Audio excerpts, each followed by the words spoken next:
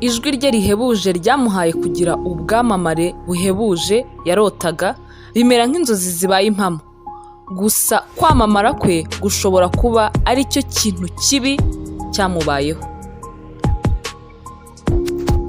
Iyo ubaye ikirangirire bikabije ukiri muto kandi mu buryo bwihuse, bishobora kuba uruvangitiranye ushobora kuvamo n'urupfu. Impamvu nyamukuru yateye urupfu rwe ni urukundo. Yishwe n'urukundo rudasanzwe, yakunze umusore. Urupfu rwe rwababaje isi cyane. Kuri alubumu zigera kuri 15 yari yarakoze kandi zikanakundwa, gusa inyuma ye hari umwijima n'agahinda bitari bimworoheye na gato. Kwamamara kwe kwari gukabije, byamubereye binini birenga ubushobozi bwe, bituma inzoga, ibiyobyabwenge bimutwara ubuzima akiri muto cyane ku myaka ya 27. Uwo nta wundi ni Amy Winehouse. Bakundaga kumwita Petite Peste nk'agakobwa k'imico mibi kakiri gatoya, ariko iyo yafunguraga umunwa we aririmba wagira ngo nk'umumarayika kuko yari afite ijwi rihebuje. Yavutse ku itariki 14 z'ukwezi kwa 11 1983, apfira i Londres kuri 23 z'ukwa karindwi 2011. Ari mu rugo iwe ku myaka 27 nyuma yo gufata ibiyobyabwenge byinshi na nyuma y'igihe kirekire ari muri abstinence. Mbere gato y'ibyo byose byabaye, nta n'uwari kurota ko ubuzima bwa Amy Winehouse bwazarangira gutyo.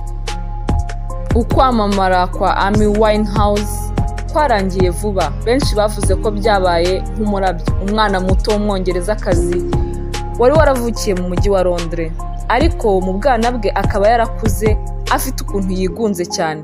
Nk'uko kwigunga kwe rero yabituraga kuririmba no gukunda umuziki. Yari abihuje n'uwari inshuti ye magara Ariete. Kuva bakiri bato babaye inshuti bakiri mu ishuri ry'incuke. Hamwe nawe bari bafite inzozi zo kuzaba abacuranzi bakomeye.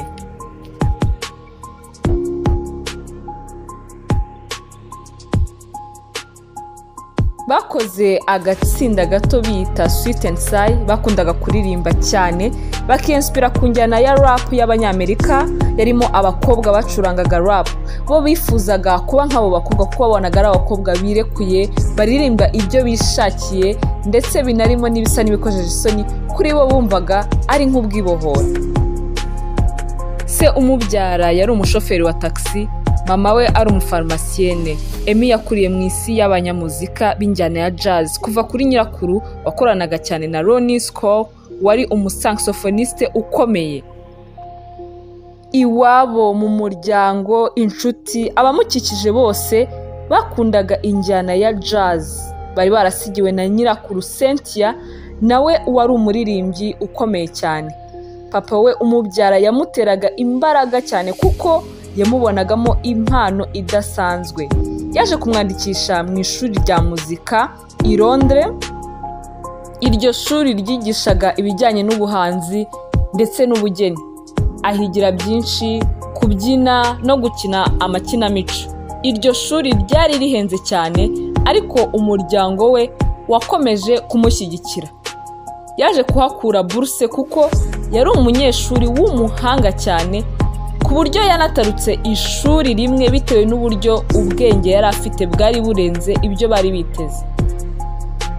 Hari hafi y'iwabo hari club yitwaga Jazz After Dark. Mu myaka ya 16 Amy Winehouse yakomanze muri iyo club. Samu wari umukuru uyoboye iyo club, iyo bare, yatangajwe n'icyizere cy'umwana muto yari afite. Yamusabye ko yaririmba, undamubwira ko hari abandi bacuranga kandi ko nta n'ubushobozi afite bwo kumuha yamwishyura.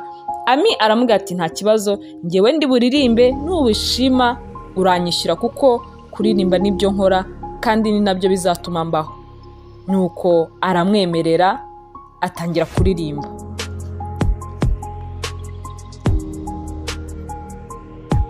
Ntabwo yigeze atinda mu makoni, yahise yangaja Amy aba umwe mu bacuranzi bazajya bacuranga muri iyo club. byatumye n'abakiriya biyongera kuko buri muntu wese wabonaga uwo mwana muto akumva n'ijwi rye byatumaga agaruka akanabwira na bagenzi be ngo bazaze barebe uwo mwana ufite ijwi ridasanzwe. Ku myaka 18 atandukana n'ababyeyi be abana na mushuti we Juliette. Juliette avuga ko mu myaka 2 babanye yari imyaka y'ibyishimo. Bari bavuye iwabo ari abakobwa bamva ko bakuze babasha kwigenga. Icyo gihe yari ataramenyekana gusa yari ari gutegura album ye ya mbere. Island Records ni inzu yatunganyaga muzika, niho yerekana impano ye bwa mbere. Iyo nzu yakoreraga Bob Marley, U2 n'abandi. Mu gihe bifuzaga abahanzi bashya nibwo babonye umwana ukiri muto Amy Winehouse. Ku myaka ya 19 gusa Amy Winehouse yari afite ijwi rihebuje ryari ritangaje, ryanyuze cyane aba muri iyo nzu bafata umwanzuro wo kumukorera album ye ya mbere. Album ye ya mbere Frank irabikora. Umwana muto wari umenyereye kuririmba mu tubare duto duto asogongera bwa mbere ku bwamamare. Icyo gihe Ubwongereza bwahindishijwe umushyitsi n'uwo mwana wari ukiri muto w'umukobwa. Ku nseko ye nziza ndetse n'uburanga yabaye inkuru mu binyamakuru byose by'i Londres. Amy Winehouse atangira gusinya za orthographe. Amarushanwa yaberaga mu Bwongereza atora ko album ye ari ye ya mbere y'umwaka. Gusa nyuma y'imyaka 2 Amy asa nk'utereranye umuziki we. Album ye ya mbere igisohoka Frank yarakunzwe cyane ku buryo nawe atarabyiteze. Zimwe mu ndirimbo zari ziri kuri album yavugagamo inkuru z'urukundo rwo mu buto bwe ndetse bwari ubuzima bwe mbese muri rusange. Amy Winehouse avuga ko yari yizeye ko izakundwa, ariko nabyo byaramuhiriye kuko iyo album yarakunzwe cyane. Mw'icyo gihe nubwo yari ataramenyekana cyane, gusa abo mu muryango we n'inshuti ze za hafi kuri bo yari umusitari. Mw'ibyo bihe yari anezerewe cyane, inshuti ze, umuryango bamuri hafi. Ubuzima bw'umwana w'umukobwa muto wa 1 na santimetero 57 bwari bugiye guhinduka. Nyuma 2003 Amy Winehouse album ye Frank ikomeje gukundwa cyane. Yaje kuva iwabo mu gace yari yarakuriyemo yimukira i Camden. Ni umujyi wari urimo ibirangaza byinshi unafite n'abakerarugendo benshi. Ku mugoroba Amy yatemberaga uwo mujyi yishimisha kure y'inshuti ze ndetse n'imiryango ye. Yaje guhura n'umusore ari nawe warimbuye ubuzima bwe witwaga Blackfield Silver. Hamwe nawe Amy ajya mu rukundo birenze. Urukundo rudasanzwe yarimo na Black rwatumye akora album ye ya kabiri, noneho yahise imugira icyamamare ku isi hose. Urukundo rwabo rwari ruhangayikishije kandi ruteye inkeke buri muntu wese wakundaga Amy Winehouse. Amy Winehouse yaragiye agera ku rwego rubi, hahandi nta muntu wanifuzaga kumureba. Byagaragariye buri wese, dore ko nawe yanabiririmbaga. Black wari umukunzi wa Amy Winehouse, akaba ari nawe wamubereye ikigusha. Amy Winehouse akibona Black bwa mbere byabaye nka coup de foudre. Yahise amukunda amwimariramo, ariko uyu muhungu yari afite ingeso mbi cyane. Yari umunebwe, yakoraga gake, rimwe na rimwe agafasha abantu batunganyaga amashusho. Ubundi ubuzima bwe bwari ukwibera mu biyobyabwenge.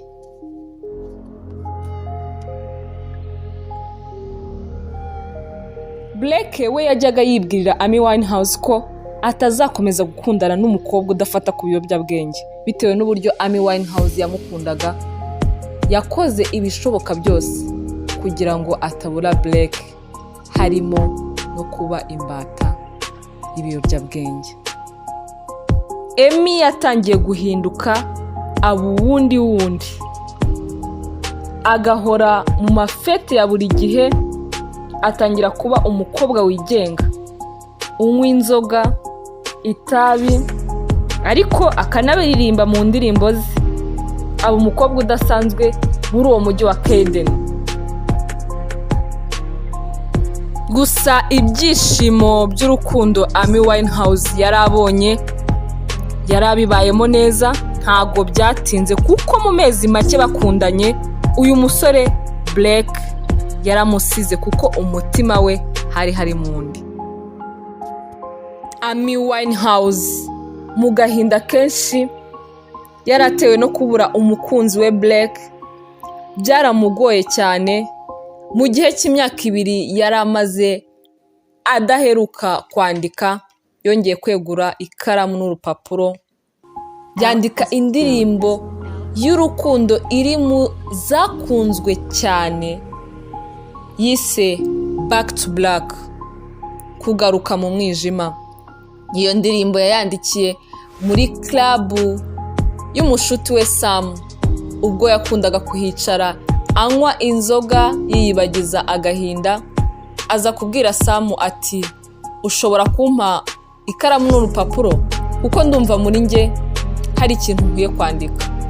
Sam avuga ko icyo gihe yabonaga Amy ababaye cyane, ari mu bihe bye bigoye bitari byiza. Gusa mu ntebe yari yicayemo n'agahinda ke, yanditse indirimbo yakoze ibitangaza ku isi hose.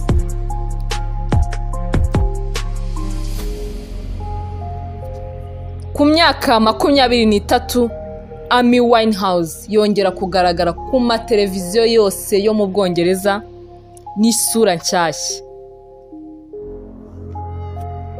Album ye ya kabiri Back to Black irasohoka mu kwezi kwa 10 2006, iramamara bikabije. Abongereza bavuze ko Amy Winehouse ari igitangaza cyo mu myaka y'2000. Mu gitaramo yakoraga habaga huzuye.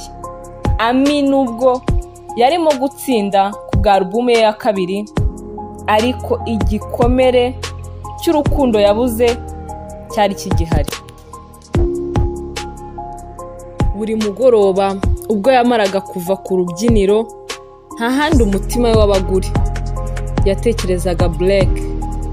We inzozi ze zari uko umusore yari yarihebeye Blake yagaruka mu buzima bwe, dore ko niyo album hafi ya yose yayiririmbye yiganjemo amagambo yo kumwinginga, yo kumugarura mu buzima bwe. Amy Winehouse koko ubuzima bwe nk'uko yabyiririmbiye butangira gusubira mu mwijima. Kuri we yibwiye ko impamvu Blake yamwanze ari uko atari mwiza bihagije. Afata icyemezo cyo guhindura umubiri we. Yahinduye bimwe mu bice by'umubiri, yongera igituza, ndetse anahindura uko yagaragaraga.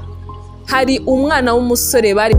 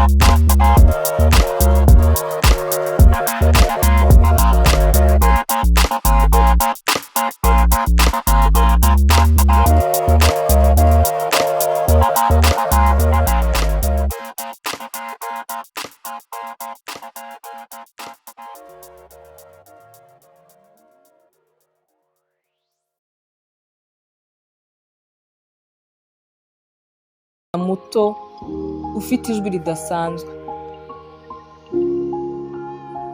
Gusa umunyamakuru baganiriye mu gihe yari ari i Paris yatangajwe cyane no kubona umuhanzi nk'uwo ukunzwe w'icyamamare udafite imbaraga cyangwa se wazinutswe ibijyanye no kwamamara.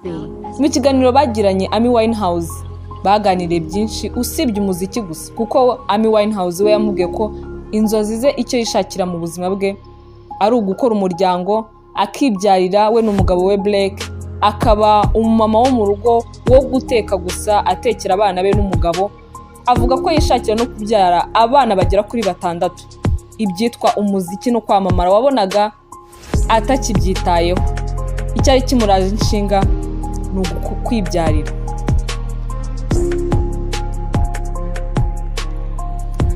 Mw'icyo gihe yaje gukeka ko atwite. Alex wari inshuti ye avuga ko ari we yatumye test de grossesse imufasha gupima niba koko atwite. Gusa yasanze atari byo. Amy Winehouse atakara mu gahinda gakomeye cyane. Mw'iyo minsi anagira overdose, kurengerwa n'ibiyobyabwenge. Abaganga bamusuzumye bavuze ko bamusanzemo ingano y'ibiyobyabwenge byinshi, harimo kokayine, heroine n'ibindi byinshi cyane. Nubwo yari ari muri ibyo bihe bitamworoheye, gusa yakomeje gukora ibitaramo kubera ko umuziki we wari ukunzwe cyane. Yazengurukaga mu bihugu by'i Burayi akora ibitaramo, muri Amerika akora ibitaramo, n'umugabo we Blake amuri iruhande. Yamumenyeraga ibiyobyabwenge kuko nicyo yakoraga gusa. Ahantu hose bageraga, Blake yivugiraga ko yabyukaga mu gitondo kare agasiga Amy Winehouse mu buriri, akazenguruka uwo mujyi wose babaga bagezemo, akaba yamaze kumenya ahantu bari bukure ikiyobyabwenge icyo ari cyo cyose bifuza. Niko kari akazi ke, nibwo bufasha yamuhaga.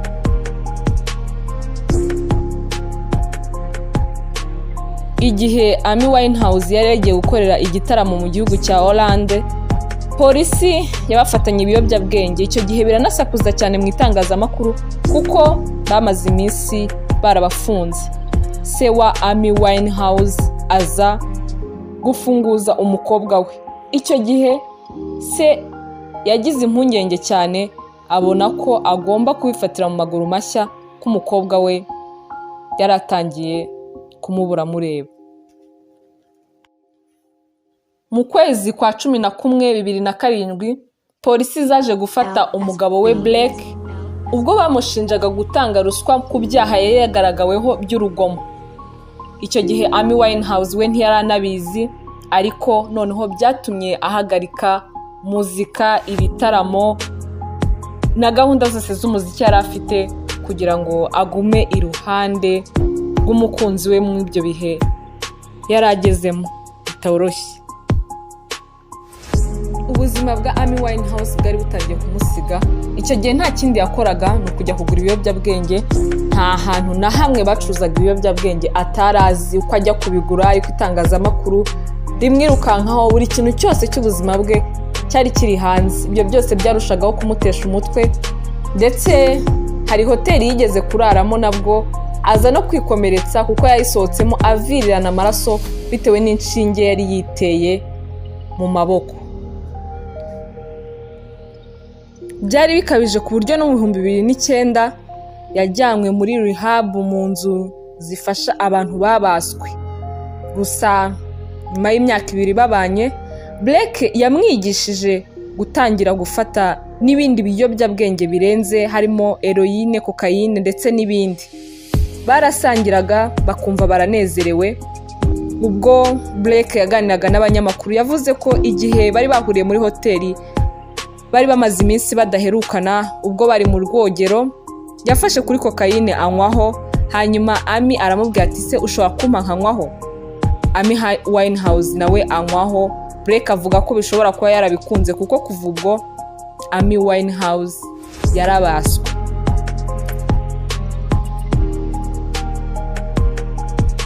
Mu gusohoka kwe muri rehab nyuma y'iyo minsi 15, nyamara nubwo byari bikomeye kuri Amy Winehouse, ibihangano bye byari biri gukora ibitangaza ku isi, kuko mw'icyo gihe nibwo yatsindiye ibihembo bigera kuri 5 muri Grammy Award ku itariki 10 z'ukwezi kwa kabiri 2008. Amy Winehouse yakoze ibitangaza muri Grammy Award kuko yakuyemo ibihembo bigera kuri 5 mu ndirimbo ye yise Rehab, aho yavugaga ko arambiwe kujya muri za rehab, arambiwe kujya muri izo nzu zifasha ababaswe n'ibiyobyabwenge. Yavugaga ko ananiwe, ko atakibishaka, ko atakibishoboye. Gusa benshi ntibabyumvaga, bagira ngo ni igihangano, nuko umuhanzi yashatse kubyiririmbira gusa. Ariko kuri Amy Winehouse byari bikomeye, byari bimurenze. Muri uwo mugoroba umuhanzi Amy Winehouse yatsindiye igihembo cyo kuba umuhanzi mwiza mu bakizamuka. Indirimbo ya Rehab iba indirimbo nziza y'umwaka, kandi iba n'indirimbo ya mbere mu zakozwe neza, kandi iba n'indirimbo iri kuri alubumu ye y'umwaka, ndetse iba n'iya mbere mu ndirimbo z'injyana ya pop. Ibyo byose ni ibihembo yatsindiye muri Grammy Award. N'icyo gihe umuryango we byarawutunguye cyane, yaba se yaba mama we bose batunguwe n'ibyo bihembo byose umwana wabo bari baratakaje icyizere Amy Winehouse yahise atsindira. Ndetse uko yacuranze muri icyo gitaramo byo byari indashyikirwa. Se nubwo yari ari ahangayitse aho yari ahagaze avuga ati umwana wanjye ni gute agiye kwigaragaza imbere y'iyi mbaga y'abantu, ariko Amy Winehouse yarongera aramutungura kuko yitwaye neza mu buryo nta n'umwe wabikekaga. Uwo bataciraga akari urutega muri Amerika yahakoze ibitangaza, ahakora ibitaramo ndetse anitwara neza. Umuryango we uranezerwa cyane, inshuti ze n'abavandimwe bakomeza kumuba hafi. Gusa nyuma y'ibyumweru 2 gusa umwijima wamugarutseho. Ubuzima bwa Amy Winehouse bwari nka montagne russe, byahoraga bihinduka, bikunda, byongera byanga. Ariko mw'icyo gihe benshi batangira kugira icyizere. Umuhanzi ukomeye mu njyana ya jazz Tony Bennett wakundwaga cyane na se wa Amy Winehouse, akaba ari nawe wamuhaye ibyo bihembo yari yaratsindiye muri Grammy Award, yarongera aza yiyemeza kumufasha, amufata akaboko bajyana muri studio gukorana indirimbo. Amy Winehouse yongeye kumutungura cyane kuko yakoze neza indirimbo ndetse nitwara neza, yongera no gutungura abafana be ku itariki ya 3 mu kwezi kwa 11 bararirimbanye mu gitaramo bakoze. Amy yabyitwayemo neza cyane. Valérie wa undi wari ushinzwe kumukurikiranira ibye mu gihugu cy'Ubufaransa nawe yabonye ko Amy Winehouse arimo aragaruka. We yabyise nk'umuzuko, yavuze ko yabonaga ko Amy Winehouse ameze nk'urimo kongera kuzuka, ariko umubiri we wari waramaze kunanirwa. Ariko mu bitekerezo bye Amy Winehouse yatunguye abantu bose.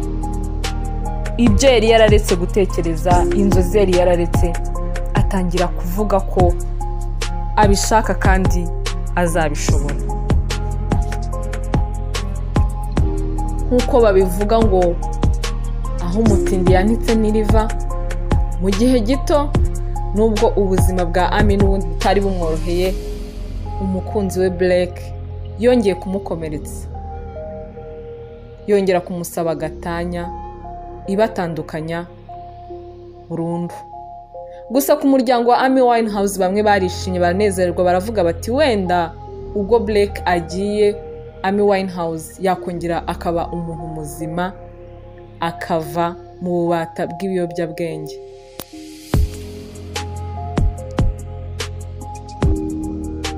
Gusa abo mu muryango we baribeshyaga kuko mu buzima bwa Amy Winehouse nta kintu na kimwe kigeze gihinduka. Yakomeje gufata ibyo biyobyabwenge, ahubwo noneho birakabya kuko noneho yisanze ari na wenyine mu bwigunge bwinshi n'agahinda kenshi kamurenze. Abona ko bitazamworohera kuguma wenyine, afata icyemezo cyo kujya kubana na wa mukwaferi we Alex. Alex avuga ko mu gihe cy'umwaka babanye biberagaho mu buzima bw'ibiyobyabwenge, nawe yahise abatwa nabyo. icyo gihe ibitaramo bye byinshi byari biteganyijwe byarasubitswe, itangazamakuru naryo ntiryari rimworoheye, ryari ryaramuhinduye inkuru bavuga uburyo Amy Winehouse arimo kurangira nabi.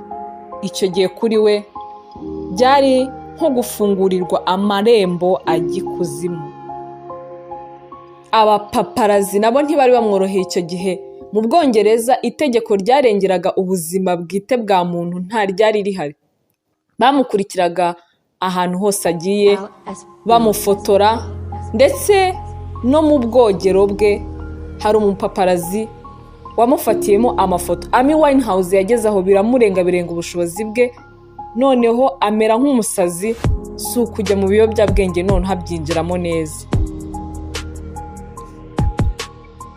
Uwabaga afite ifoto idasanzwe ya Amy Winehouse yayigurishaga ku bindi binyamakuru amafaranga menshi. Benshi babikiriyemo, bo kuri ubu ntibanabyicuza kuko byarabatunze, nubwo Amy Winehouse we yari ari mu marembera. Uwabaga afite ifoto idasanzwe ya Amy Winehouse yayigurishaga ku bindi binyamakuru amafaranga menshi. Benshi babikiriyemo, bo kuri ubu ntibanabyicuza kuko byarabatunze, nubwo Amy Winehouse we yari ari mu marembera. Ayo mashusho ya Amy Winehouse yagaragaraga mu binyamakuru ntabwo byamufashaga na gato, kuko bahise bamusubiza muri rehab, muri ya nzu ifasha abantu babaswe n'ibiyobyabwenge. Se wa Amy Winehouse abona ko bikomeye, ashyigikira ko agumayo akabanza agakira, agazakomeza nyuma umuziki we. Nyuma y'iminsi 15 Amy aza yiyemeje kongera gukora, mu gihe ntawabikekaga.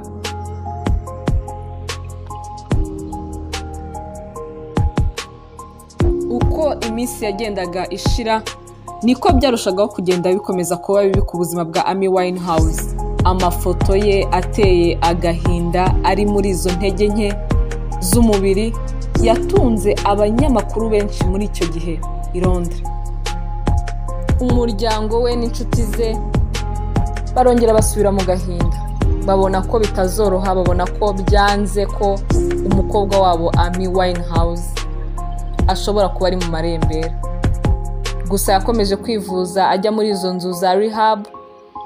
Muri uwo mwaka nyine w'2008 yongeye kugerageza, ariko biranga, asubira mu icuraburindi nk'ibisanzwe. Umuhumuro wo kwiheba urongera umugarukaho. Mw'icyo gihe amafoto ye yagiye hanze yari ateye ubwoba n'agahinda. Umubiri we wari waracitse intege bikabije. Yiyumvaga ari wenyine, akumbuye cyane umukunzi we Blake. Abe batangira gutakaza icyizere mu buryo buhebuje. Umushuti we wo mu bwana bakuranye Ariete yari inshuti ye magara, yamuririmbiye indirimbo kugira ngo agerageze kumuha icyizere, amubwira ko bigishoboka ko Amy Winehouse ashobora kongera akaba Amy Winehouse wa kera.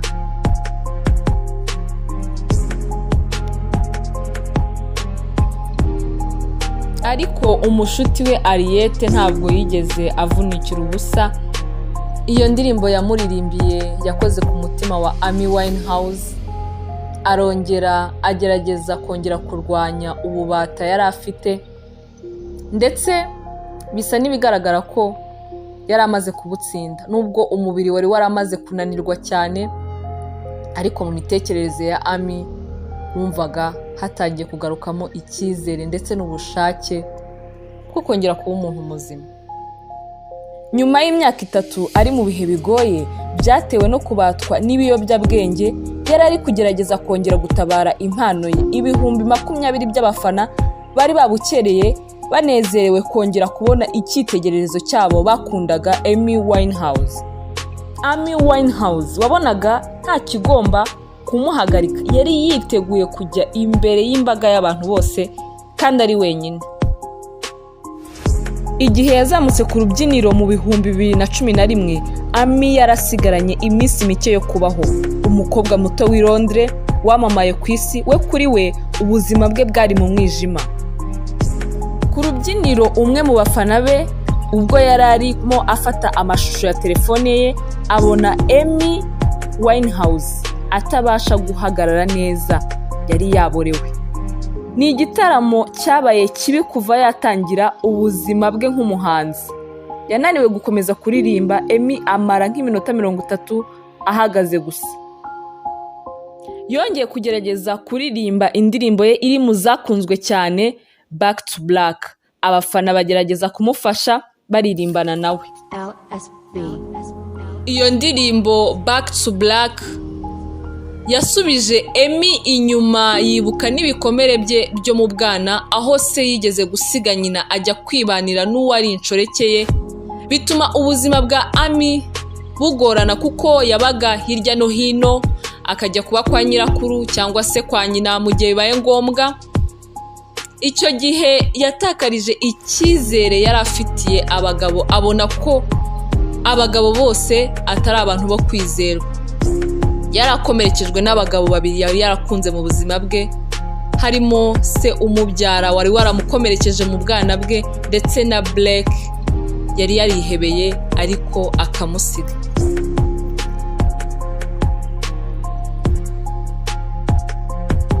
Icyo gihe Amy yasutse amarira, ijwi rye riba nk'urusaku rw'agahinda. Nubwo yakomeje kugerageza gukomeza kuririmba, ntago byakunze ko asoza indirimbo ye, kuko benshi mu bari aho ngaho bari batangiye kwisohokera. Ariko byabaye iby'ubusa kubera ko ururimi ntirwavaga mu kanwa. Iyo ndirimbo yayandikiye umusore yari yarihebeye, ariko we aramuhemukira, aramusiga, yitwaga Blake. Bwari ubwa nyuma Amy aririmbira imbere y'abafana be. Ayo mashusho yakwiye ku isi hose.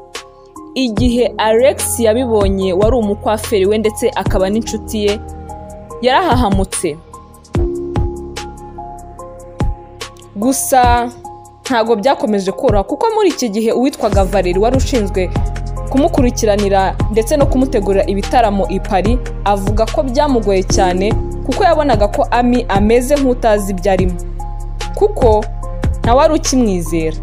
Kuko hari ubwo bateguraga ibintu nko kuganira n'abanyamakuru cyangwa se nk'igitaramo, akenshi Amy Winehouse yazaga yasinze mu gihe bamwiteguye. Abstinence ni igihe umuntu yibuza bimwe mu byo yakundaga. Cyari cyo gihe rero yari arimo, yageragezaga kwibuza ibyo biyobyabwenge byari byaramubase, gusa ntibyamworoheye kuko byarangiye n'ubundi abifashe bimuviramo no kubura ubuzima. Nk'uko abanyarwanda babivuga ngo akiziritse ku muhoro gasiga kawuciye.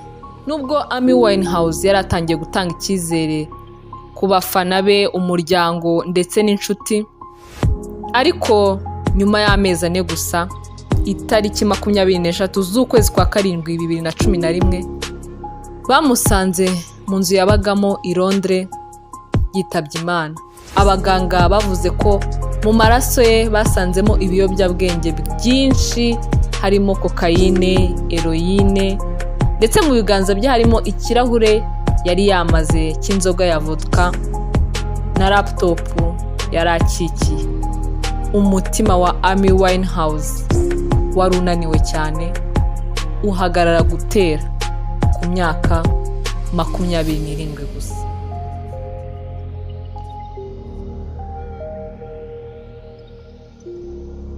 Kubera ibikoresho byinshi yafataga, harimo inzoga, kokayine, heroine n'ibindi byinshi, umutima wa Amy warananiwe urekera gutera ku myaka 27. Nyuma y'igihe kitari gito Amy Winehouse agiye yitabye Imana, umuntu ashobora kwibaza impamvu umwana muto ufite ijwi rihebuje ndetse ufite n'igikundiro kidasanzwe, ubuzima bwamunanira kugera ku rwego rwatumye abubura kandi ari we biturutseho. Alex yari umutangabuhamya ko yari inshuti cyane ya hafi ya Amy Winehouse. yanamutunganyirije imisatsi mu gihe cy'imyaka 2. yavuze ko yiboneye we uburyo Blake yinjiye mu buzima bwa Amy Winehouse akaburimbura. Umugabo we Blake yari toxicoman, yari muri ba bantu babaswe n'ibiyobyabwenge ku buryo yabifataga ku rugero rurenze ibyo umuntu yatekereza. Ibyo ntabwo byari byoroheye Amy Winehouse. Kuri Blake we yavugaga ko kubijyanye n'amafaranga atanamukurikira, ko we icyo yagombaga kumumarira kwari ukumushakira ibiyobyabwenge mu bihugu byose bagiyemo. Blake yivugiye ko yaba Amsterdam, yaba Paris, yaba mu Bubiligi, aho hose bagendaga yabagaze aho ari bumukurire igikoresho cyangwa se ikiyobyabwenge icyo ari cyo cyose bari bukenere. Uwo Sam nubwo yari umukoresha we, ariko yanabaye inshuti ye ndetse yari nka se we wa kabiri. Sam avuga ko Amy agitangira kuririmba yatangajwe cyane n'ijwi rye ndetse asanga arusha uwo mushuti we Ariete yari afite se wabo witwaga Alan, wari ufite studio yakoreragamo indirimbo. Yakoreyemo rero n'indirimbo ya mbere y'abo bana bakiri bato.